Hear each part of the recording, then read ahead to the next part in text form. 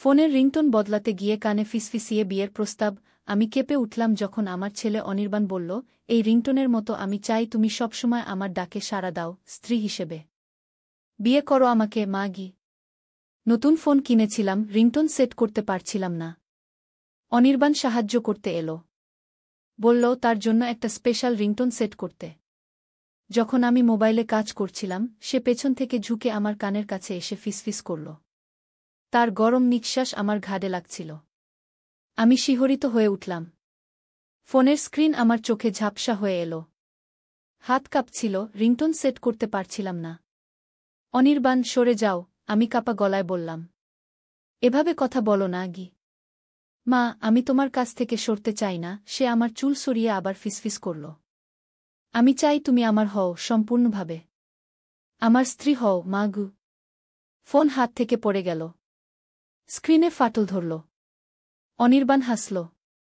দেখো মা, আমার প্রস্তাব শুনে তোমার ফোনও উত্তেজিত হয়ে গেছে, গি। এই গল্পটি সম্পূর্ণ শুনলে আপনাদের পানি অটোমেটিক বের হয়ে যাবে, সো যত দ্রুত সম্ভব হাতের কাছে টিস্যু নিয়ে বসে পড়ো। বিছানার চাদর যেন নষ্ট না হয় সেটা সম্পূর্ণ খেয়াল রাখার অনুরোধ জানিয়ে গল্পটি এখন শুরু করব। তার আগে সর্বশেষ অনুরোধ, দয়া করে এমন পানি বের করার গল্প নিয়মিত শুনতে আমাদের চ্যানেলটি সকলেই সাবস্ক্রাইব করুন, ধন্যবাদ। হ্যালো বন্ধুরা, আমার নাম অদিতি চক্রবর্তী। আমার বয়স ৪২ বছর। আমার স্বামীর নাম সুজয় চক্রবর্তী, বয়স ৪৫ বছর। আমাদের ২ সন্তান, অনির্বাণ আর মীরা। অনির্বাণ ১৯ বছর বয়সী, কলেজে পড়ে। মীরা ১২ বছর বয়সী, স্কুলে যায়। আমাদের ঘরে যে কাণ্ড ঘটল সেটা বলতে গিয়ে আমার শরীর এখনও কাঁপে। সত্যি বলতে আমি কি করব বুঝতে পারছিলাম না। অনির্বাণ, আমার নিজের ছেলে, আমার কানে এমন কথা বলল যা শুনে আমি হতবাক হয়ে গেলাম। আমি জানতাম না এমন একটা সাধারণ দিনে আমার জীবন উল্টে যাবে। ফোনটা হাত থেকে পড়ে যাওয়ার পরে আমি তাড়াতাড়ি উঠে পড়লাম। অনির্বাণের দিকে তাকাতে পারছিলাম না। আমার চোখে পানি ছলছল করছিল। সে আমার হাত ধরে টানল। মা, তোমার মুখ এত শুকনো কেন? তুমি কি ভয় পেয়ে গেছ? আমি হাত ছাড়িয়ে নিয়ে বাথরুমের দিকে দৌড়ে গেলাম। দরজা বন্ধ করে সিঙ্কের সামনে দাঁড়িয়ে কাঁপতে লাগলাম। আয়নায় নিজের চেহারা দেখে চিনতে পারছিলাম না। মাথার ভেতর ঘুরপাক খাচ্ছিল, আমার ছেলে কি বলল? কেন বলল? কোনো মায়ের সাথে এমন কথা কি কোনো ছেলে বলে? বাথরুমের দরজায় নক হলো। মা, দরজা খোলো। আমি মজা করছিলাম। তুমি এত সিরিয়াস হয়ে গেলে কেন? মজা? এটা কেমন মজা? আমি দরজা খুললাম। অনির্বাণের চোখে হাসি ছিল। মা, তুমি সত্যি ভেবেছ আমি তোমাকে গি? সে হাসতে লাগল। আমি তো তোমার সাথে নাটক করছিলাম। আমরা স্কুলে একটা নাটক করছি, সেটার লাইন প্র্যাকটিস করছিলাম। তোমার মুখের অবস্থা দেখেছ? তুমি যেভাবে রিয়্যাক্ট করলে, কি অসাধারণ অভিনয়! আমি তো বিশ্বাসই করতে পারছি না। আমি কিছুক্ষণ তার মুখের দিকে তাকিয়ে রইলাম। আমার মনের অবস্থা ঠিক করতে সময় লাগল। অনির্বাণ, এই ধরনের মজা করো না। আমি সত্যি ভয় পেয়ে গিয়েছিলাম গু। সরি মা। সে আমাকে জড়িয়ে ধরল। আমি কখনো তোমাকে ভয় দেখাব না। তুমি জানো তো আমি কত মজা করতে পছন্দ করি, গি। আমি শান্ত হওয়ার চেষ্টা করলাম। কিন্তু কিছু একটা ঠিক লাগছিল না। অনির্বাণের চোখে আমি কি দেখলাম? ওর গলার স্বরে কি ছিল? আমার মন বলছিল সে সত্যি মজা করছিল না। কিন্তু আমি ভাবতে চাইলাম না। আমার ছেলে, আমারই ছেলে, এমন কিছু কখনো চিন্তাও করতে পারে না। সন্ধ্যাবেলা সুজয় অফিস থেকে ফিরল। আমি রান্নাঘরে ব্যস্ত ছিলাম। সুজয় এসে আমাকে পেছন থেকে জড়িয়ে ধরল। কি রান্না হচ্ছে? বড্ড ভালো গন্ধ আসছে, গু। আমি চুপ করে রইলাম। কেমন যেন অস্বস্তি লাগছিল। সারাদিন ধরে আমার মনের মধ্যে একটা ভয় কাজ করছিল। সুজয় আমার গালে একটা চুমু দিয়ে বলল, কি হয়েছে তোমার? এত চুপচাপ কেন? কিছু না, আমি বললাম। বাস একটু মাথা ধরেছে, গি। ওষুধ খেয়েছ? হ্যাঁ, গু। এমন সময় অনির্বাণ ঘরে ঢুকল। বাবা, তুমি কবে ফিরলে? আমি তোমার জন্য একটা সারপ্রাইজ নিয়ে এসেছি। কি সারপ্রাইজ? সুজয় হাসতে হাসতে জিজ্ঞেস করল। আমাদের কলেজের ড্রামা কন্টেস্টে আমি ফার্স্ট হয়েছি। আমার অভিনয় দেখে সবাই অবাক হয়ে গেছে, অনির্বাণ চিৎকার করে বলল। আমরা যে নাটকটা করেছিলাম সেটা ছিল অদৃশ্য সম্পর্ক। একজন ছেলের গল্প যে তার মাকে নিয়ে অদ্ভুত স্বপ্ন দেখত। আমার হাত থেকে হাতা পড়ে গেল। আমি শিউরে উঠলাম। অদিতি, কি হলো? সুজো আমার দিকে তাকাল। না, কিছু না। একটু গরম লেগেছে আমি বললাম। তোমরা দুজন বসো, খাবার প্রায় রেডি। সুজো আর অনির্বাণ ড্রয়িং রুমে চলে গেল। আমি শিউরে উঠলাম যখন শুনলাম অনির্বাণ বলছে, বাবা, আমি তোমাকে জিজ্ঞেস করতে চাই, তুমি কি কখনো মায়ের ছাড়া জীবন কল্পনা করতে পারো? সুজয়ের আমি শুনলাম, কি বলছো তুমি? তোমার মাকে ছাড়া আমি একদিনও থাকতে পারি না। কেন এমন প্রশ্ন করছ? না, আমাদের নাটকের জন্য জিজ্ঞেস করছিলাম। অনির্বাণ বলল। কিছু মনে করো না গি। সেদিন রাতে আমি ঘুমাতে পারছিলাম না। সুজো আমার পাশে ঘুমিয়ে পড়েছিল। আমি ছটফট করছিলাম। অনির্বাণের আচরণ আমাকে ভয় দেখাচ্ছিল। সকালবেলার ঘটনাটা কি সত্যি নাটকের অভিনয় ছিল, নাকি ও সত্যি আমার প্রতি অস্বাভাবিক অনুভূতি পোষণ করে? আমি কি করব? আমি উঠে গিয়ে বারান্দায় দাঁড়ালাম। সব ঘর অন্ধকার। কেবল অনির্বাণের ঘরের ফাঁক দিয়ে আলো দেখা যাচ্ছিল। আমি সাহস করে ওর ঘরের দরজার সামনে গেলাম। ভেতর থেকে ফিসফিস শব্দ আসছিল। আমি জানি মা, তুমি আমার কথা ভাবছ। আমি তোমাকে চাই, শুধু আমার জন্য। আমি কেঁপে উঠলাম, কিন্তু তারপরেই শুনলাম, আমি এই সংলাপগুলো ঠিকমতো মুখস্থ করতে পারছি না। নাটকের দিন কি করব? আমি স্বস্তি পেলাম। তাহলে সব সত্যি অভিনয়ের জন্য। আমি ফিরে আসতে যাচ্ছিলাম, এমন সময় পেছন থেকে কেউ আমাকে জড়িয়ে ধরল। আমি চিৎকার করে উঠতে যাচ্ছিলাম, কিন্তু হাত দিয়ে আমার মুখ চেপে ধরা হল। শিস! আমি সুজয়কু স্বামীর গলা শুনে আমি নিশ্চিন্ত হলাম। তুমি এখানে কি করছ এত রাতে? অনির্বাণের আচরণ দেখে আমি একটু চিন্তিত ছিলাম। আমি বললাম। চিন্তিত? কেন? না, কিছু না। বোধহয় আমি খুব বেশি ভাবছি। চলো শুতে যাই। পরদিন সকালে আমি দেখলাম অনির্বাণ স্কুলের ব্যাগ গুছিয়ে রেডি হচ্ছে। আমি ওকে একটু ভালোভাবে লক্ষ্য করলাম। একটা অদ্ভুত হাসি ছিল ওর ঠোঁটের কোণায়। ও যখন আমার দিকে তাকালো, আমার গা শিউরে উঠল। মা, তোমাকে একটা জিনিস দেখাতে ভুলে গেছি। আমাদের নাটকের স্ক্রিপ্ট। ও তার ব্যাগ থেকে একটা ফাইল বের করে আমার দিকে এগিয়ে দিল। দেখো, এই হলো আমার ক্যারেক্টার, রাহুল, যে তার মাকে নিয়ে অস্বাভাবিক ভাবনা ভাবে। আমি ফাইলটা হাতে নিয়ে পড়তে শুরু করলাম। সত্যি সেখানে সেই সংলাপগুলো লেখা ছিল, যেগুলো অনির্বাণ আমাকে বলেছিল। আমি স্বস্তি পেলাম। তুমি কিন্তু খুব ভালো অভিনয় করেছিলে, মা। আমি যখন তোমাকে সেই কথাগুলো বললাম, তুমি সত্যি বিশ্বাস করেছিলে। অনির্বাণ হাসল। তোমার মুখের অভিব্যক্তি দেখে আমি প্র্যাকটিস করছি। এটাই আমার টেকনিক। দেখো আমি কত ভালো অভিনয় করি গিয়ে। তাই বলো, আমি একটু সহজ হওয়ার চেষ্টা করলাম। তবে আর এমন মজা করো না। আমি সত্যি ভয় পেয়ে গিয়েছিলাম। শরীমা, ও আমাকে জড়িয়ে ধরল। আজ সন্ধ্যায় আমার নাটকের ড্রেস রিহার্সাল আছে। দেরি হয়ে যাবে। তুমি আর বাবা আমাকে নিতে এসো না। আমি নিজেই চলে আসব। সেদিন সারাদিন আমি কেমন যেন অস্বস্তি বোধ করছিলাম। অনির্বাণের কথা বিশ্বাস করতে মন চাইছিল, কিন্তু কেমন একটা সন্দেহ আমার মনের মধ্যে ঘুরপাক খাচ্ছিল। বিকেলবেলা মীরা স্কুল থেকে ফিরল। মা, আজ আমাদের স্কুলে অনির্বাণ দাদা এসেছিল। ও আমাকে ডাকল না, ক্লাস টিচারের সাথে কথা বলছিল। মীরা বলল। কি? অনির্বাণ তোর স্কুলে গেছিল? কখন? দুপুরবেলা। ও দূর থেকে আমাকে দেখেছিল, কিন্তু আমার সাথে কথা বলল না। আমার মন খারাপ হয়ে গেল। ও কেন মীরার স্কুলে গেছিল? ওর তো কলেজ আছে। আমি অনির্বাণকে ফোন করলাম, কিন্তু ফোন রিসিভ করল না। আমার ভয় বাড়তে লাগল। সন্ধ্যা হয়ে এল। সুজো অফিস থেকে ফিরল। অনির্বাণ এখনো ফেরেনি? সুজো জিজ্ঞেস করল। না, ও বলেছিল আজ রিহার্সাল আছে, দেরি হবে। আমি বললাম। কোনো রিহার্সাল? ওর তো নাটকের প্রতিযোগিতা শেষ হয়ে গেছে। ও আজ সকালে আমাকে বলছিল যে ও বন্ধুদের সাথে সিনেমা দেখতে যাবে। সুজয় বলল। আমার ভেতরে শীতল একটা স্রোত বয়ে গেল। কি বলে? কিন্তু ও তো আমাকে বলল। তুমি অত চিন্তা করো কেন? সুজয় হাসল। বড় হয়েছে ছেলেটা, বন্ধুদের সাথে সময় কাটাতে চায়, এতে খারাপ কি? আমি আর কিছু বললাম না, কিন্তু আমার অস্বস্তি বাড়তে লাগল। রাত ৮টা বাজার পর অনির্বাণ ফিরল। তার চোখ লাল, চুল এলোমেলো। ও ড্রয়িং রুমে ঢুকে সোফায় বসে পড়ল। কেমন ছিল রিহার্সাল? আমি জিজ্ঞেস করলাম ওর প্রতিক্রিয়া দেখার জন্য। ভালো খো সংক্ষিপ্ত উত্তর দিল। নাটকের কথা বলছ? সুজো আসতে আসতে জিজ্ঞেস করল। কিন্তু তুমি তো আমাকে বলেছিলে তুমি সিনেমা দেখতে যাচ্ছ গু। অনির্বাণ চমকে উঠল। হ্যাঁ। মানে? আসলে আমরা সিনেমাও দেখলাম, তারপর রিহার্সালও করলাম গু। তুমি তো বলেছিলে নাটকের প্রতিযোগিতা শেষ হয়ে গেছে। সুজো সন্দেহ করে জিজ্ঞেস করল। হ্যাঁ, ওইটা শেষ হয়েছে। এটা অন্য একটা নাটক।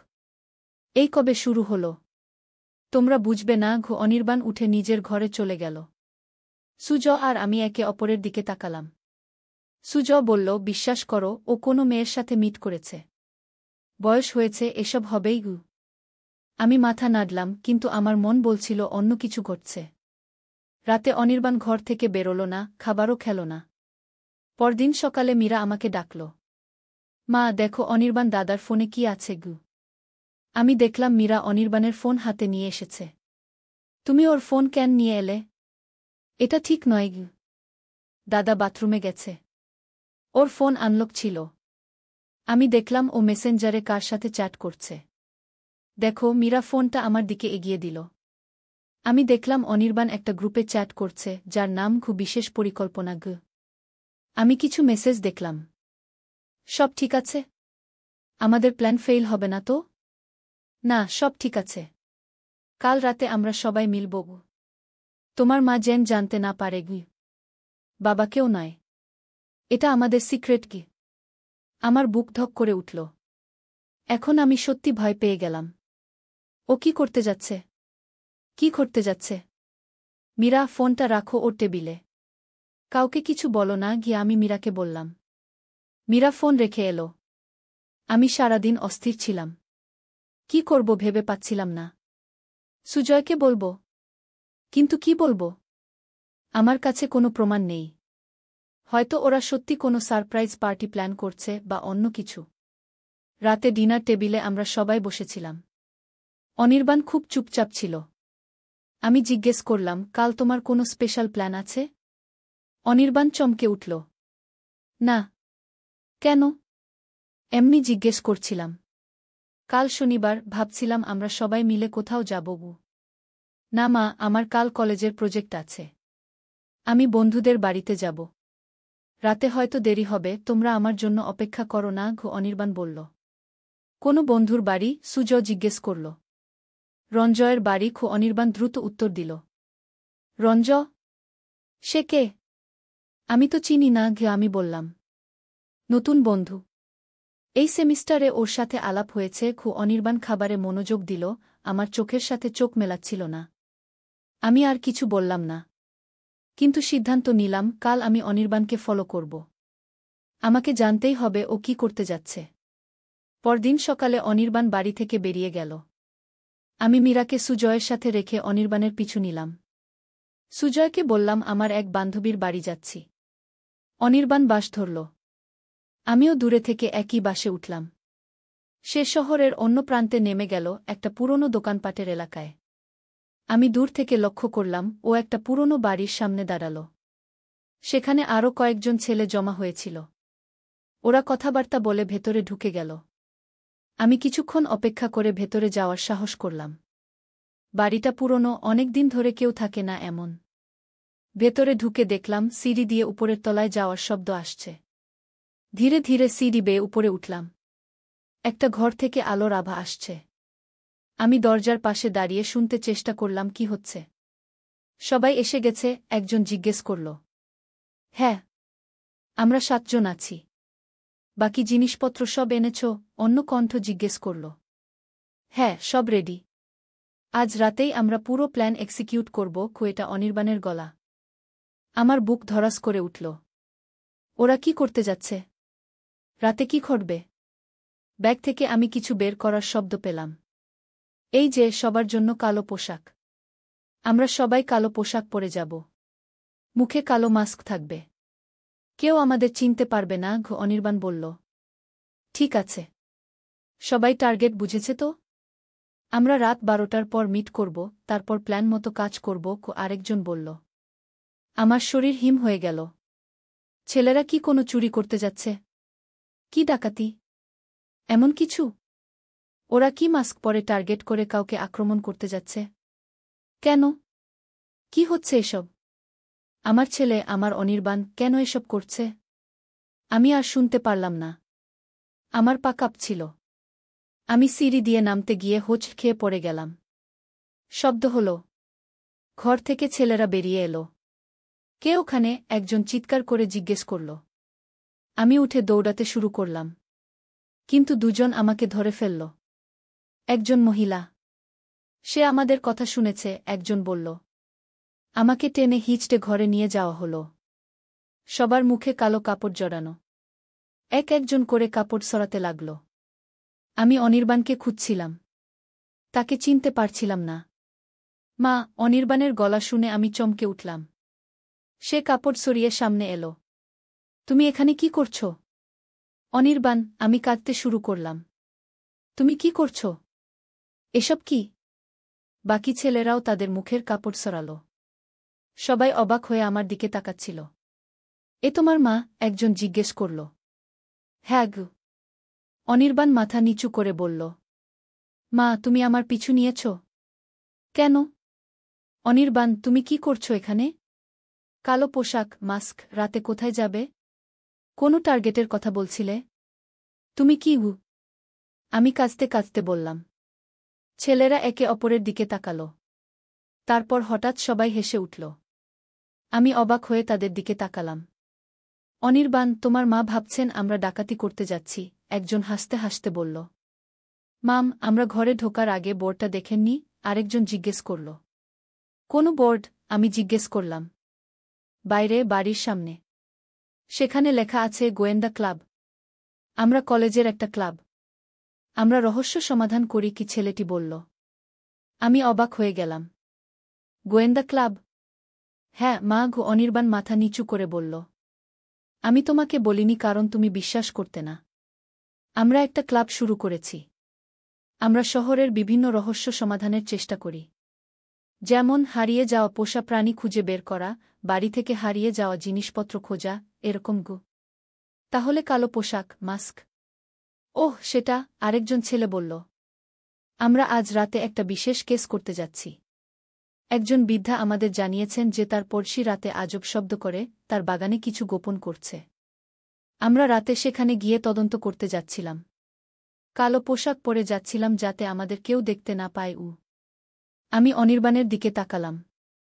সত্যি? হ্যাঁ মা। এটাই আমাদের গোয়েন্দা ক্লাব। আমরা শহরের ছোটখাটো রহস্য সমাধান করি। আমি জানতাম তুমি বিশ্বাস করবে না, এজন্য তোমাকে বলিনি গো, অনির্বাণ বলল। কিন্তু তোমার আচরণ? ফোনের রিংটোন সেটিং করার সময় তুমি আমার কানে যা বলেছিলে, নাটকের কথা বলেছিলে, আমি জিজ্ঞেস করলাম। এখনও সন্দেহ ছিল আমার মনে। অনির্বাণ আবার হাসল। মা, সেদিন আমি সত্যি নাটকের লাইন প্র্যাকটিস করছিলাম। আমাদের ক্লাবে আমরা বিভিন্ন সময়ে বিভিন্ন রোল প্লে করি, বিভিন্ন ক্যারেক্টার সেজে তদন্ত করার জন্য। সেদিন আমি একটা সাইকোপ্যাথের রোল প্র্যাকটিস করছিলাম, যে তার মাকে নিয়ে অসুস্থ ভাবনা ভাবে। আমি ভাবলাম, যদি তোমাকে বিশ্বাস করাতে পারি যে আমি সত্যি সেই ক্যারেক্টার, তাহলে আমার অভিনয় সফল। কিন্তু তোমার মুখের অবস্থা দেখে আমি ভয় পেয়ে গিয়েছিলাম। তোমাকে সব খুলে বলার সাহস পাইনি গি। আর তোমার মা কি মীরার স্কুলে গিয়েছিলেন? মীরা তো বলেছিল গু। একজন ছেলে জিজ্ঞেস করল। হ্যাঁ, আমি গিয়েছিলাম। সেখানে একটা হারিয়ে যাওয়া বাচ্চার কেস ছিল। স্কুলের একটা বাচ্চা হারিয়ে গিয়েছিল। আমরা তদন্ত করছিলাম। আমি মীরাকে কিছু বলিনি কারণ সে চ্যাটারবক্স, সবাইকে বলে দিত। আমি বিশ্বাস করতে শুরু করলাম। তাই বলো। আমি তো ভয়ে অস্থির হয়ে গিয়েছিলাম। ভাবছিলাম তুমি কোনো বিপদে পড়েছ বা কোনো খারাপ কাজে জড়িয়ে পড়েছ। না মা, অনির্বাণ আমাকে জড়িয়ে ধরল।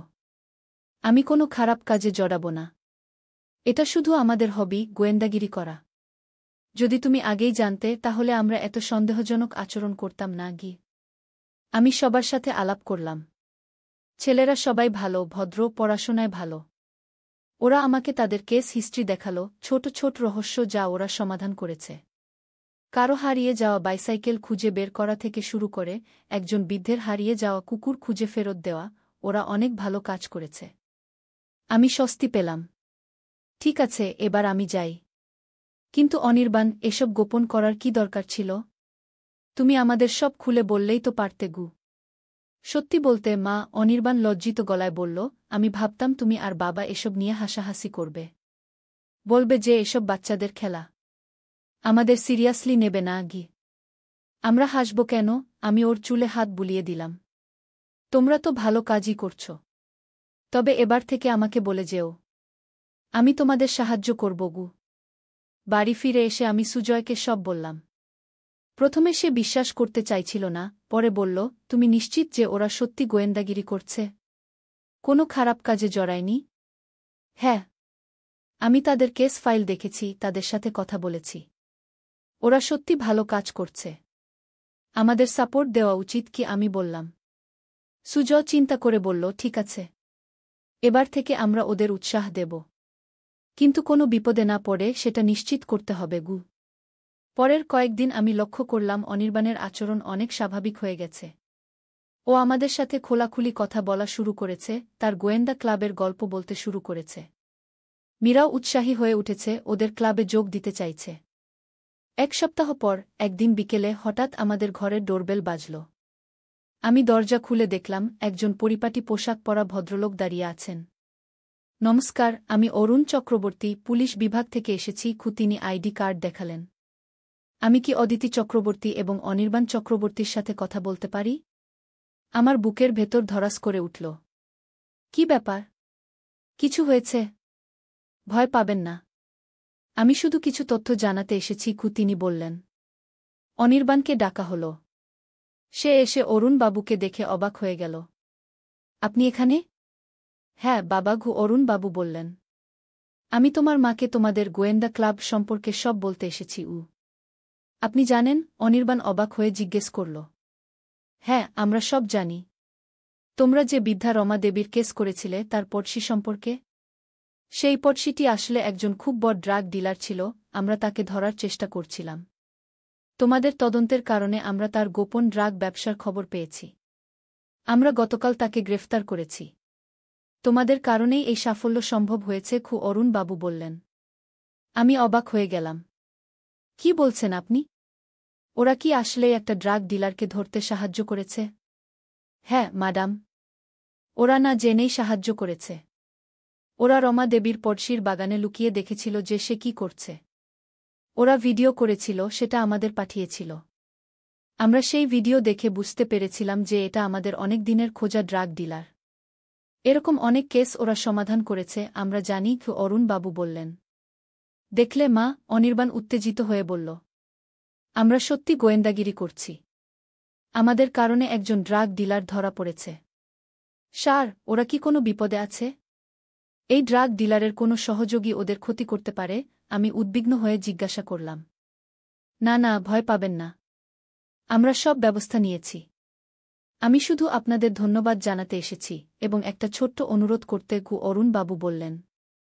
কি অনুরোধ? সুজয় জিজ্ঞেস করল। এতক্ষণে সেও আমাদের সাথে যোগ দিয়েছিল। আমরা চাই অনির্বাণ আর তার বন্ধুরা আমাদের সাথে কাজ করুক। আমরা তাদের একটা জুনিয়র ডিটেকটিভ ব্যাজ দেব এবং ওরা আমাদের সাহায্য করবে ছোটখাটো কেস সমাধানে। ওদের বয়স কম, ওরা এমন জায়গায় যেতে পারে, এমন লোকের সাথে কথা বলতে পারে যেখানে আমরা পুলিশ হিসেবে যেতে পারি না, অরুণ বাবু বললেন। অনির্বাণের চোখে চিকচিক করছে।